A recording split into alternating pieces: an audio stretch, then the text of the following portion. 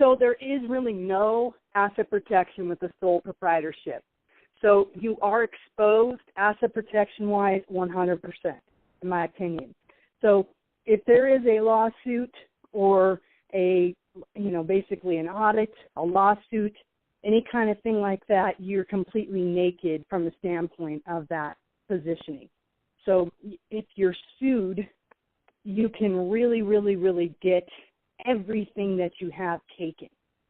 So let's say you've taken the time to build up multiple streams of income. Let's say you have some real estate assets. Let's say you have a business. Let's say you have a house, cars, different things like that. And, one little thing happens. Let's say your kid has a party at your house and another kid gets hurt. And that parent of that child sees that child was a minor, and they see that you have a successful business, and they say, okay, my child got hurt, and regardless of whether or not they had permission to be over there or not, they can come after you, and they could sue you for everything you have. And so let's say your homeowner's insurance doesn't kick in and cover you, and they win, and they can get, let's say they get everything you have. I've seen things like that happen. I've seen things where people lose everything they've built up.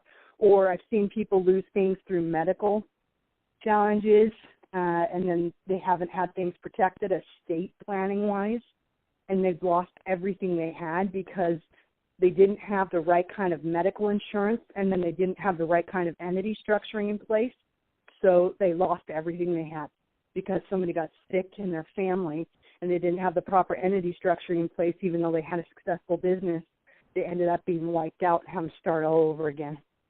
So there's been variations on that. I think it's very important, and a lot of people will tell you it's more expensive to maintain multiple companies, and it's more expensive to maintain companies such as limited liability companies and file separate tax returns instead of just on your what's called a Schedule C. So it comes down with a sole proprietorship onto your Schedule C, and you don't have to file a separate tax return. So there's not an additional cost typically to file an additional tax return. But in my opinion, it is very worth it to have the actual benefit of the asset protection in place by having multiple entities in place for the different actions that you're taking.